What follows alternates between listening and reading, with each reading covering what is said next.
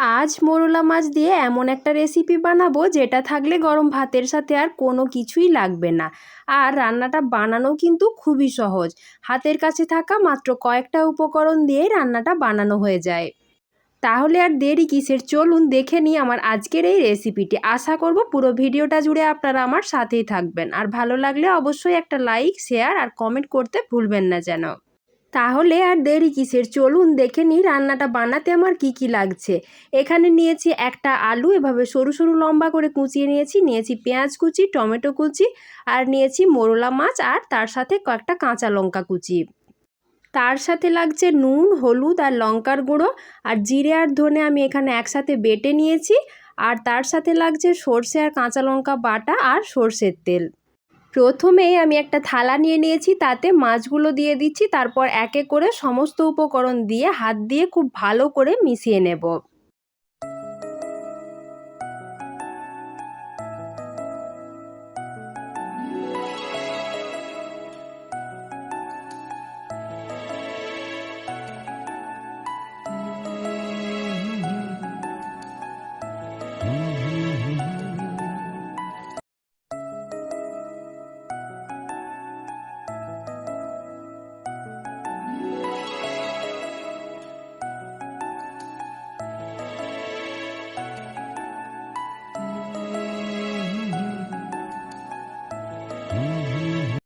সব কিছু ভালো করে একসাথে মাখিয়ে নেওয়া হয়ে গেলে দিয়ে দিচ্ছি সর্ষের তেল। এখানে তেলের পরিমাণটা একটু বেশি দিলেই রান্নাটা কিন্তু খেতে ভালো লাগবে। তেলটা দেবার পর আবারও হাত দিয়ে ভালো করে একটু মিশিয়ে নিচ্ছি।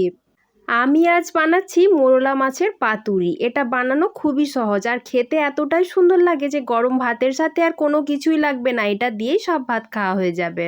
যেহেতু আমি পাতুরি বানাচ্ছি তাই আমার লাগছে এখানে কলা পাতা। আমি কলা পাতাটা ভালো করে ধুয়ে পরিষ্কার করে নিয়েছি, তারপর হালকা গ্যাসের ওপর একটু রেখে সেঁকে নিয়েছি। তাহলে পাতাটা মুড়বার সময় কিন্তু আর ফেটে যাবে না, একটু নরম হয়ে যাবে।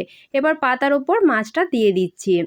মাছগুলো দেওয়া হয়ে গেলে আমি পাতাটা দুধার দিকে একটু মুড়ে দিচ্ছি। আপনারা যখন মশলাগুলো বাটবেন চেষ্টা করবেন খুব কম জল দিয়ে বাটার। এখানে জল বেশি দিলে কিন্তু একদমই রান্নাটা খেতে ভালো লাগবে না। দুধারে কলা পাতাটা ভালো করে মুড়ে নেবার পর আমি আরেকটা কলা পাতা নিয়ে নিয়েছি, তার উল্টো দিকটা আরেকটু ভালো করে মুড়ে দিচ্ছি। আমি কিন্তু এখানে কোনো সুতো দিয়ে বাঁধছি না, আপনারা চাইলে সুতো দিয়ে বেঁধেও রান্নাটা করতে পারেন।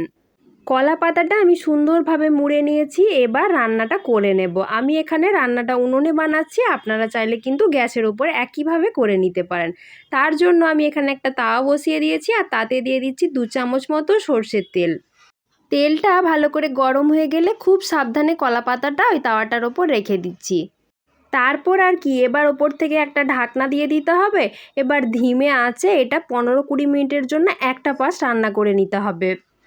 ঘড়ি ধরে 15 মিনিট হয়ে গেলে আমি ঢাকাটা খুলে খুব সাবধানে খুন্তির সাহায্যে আরেকটা পাশ উল্টে নিচ্ছি। তারপর আবারও ঢাকাটা দিয়ে একইভাবে উল্টো দিকটা 15 মিনিটের জন্য রান্না করে নেব। 15 মিনিট হয়ে গেছে, এবার আমি ঢাকাটা খুলে পাতুরিটা অন্য একটা থালাতে তুলে নিচ্ছি। তার আগে আমি পাতুরির পাতাটা একটু খুলে দেখে নিলাম মাছটা ঠিকঠাকভাবে রান্না হয়েছে কিনা। একদম পুরোপুরি রান্না হয়ে গেছে, এবার আমি একটা অন্য থালাতে তুলে নিলাম। দেখুন বন্ধুরা, আমি কলা পাতাটা খুলে আপনাদেরকেও দেখাচ্ছি। দেখুন মাছটা দেখতে কতটা সুন্দর লাগছে আর কি সুন্দরভাবে রান্নাটা হয়েছে। এই রান্নাটা খেতেও তেমনি দুর্দান্ত হয়, গরম ভাতের সাথে আর কোনো কিছুই লাগবে না, এটা দিয়েই সব ভাত খাওয়া হয়ে যাবে। তাহলে বন্ধুরা আমার আজকের রেসিপিটি কেমন লাগলো তা কিন্তু কমেন্ট করে জানাবেন। ভালো লাগলে লাইক করবেন আর শেয়ার করবেন। আর যে সমস্ত বন্ধুরা আমার চ্যানেলটিতে প্রথমবারের জন্য এসেছেন তারা প্লিজ চ্যানেলটাকে সাবস্ক্রাইব করে দেবেন। আজকের মতো এই পর্যন্তই, ধন্যবাদ।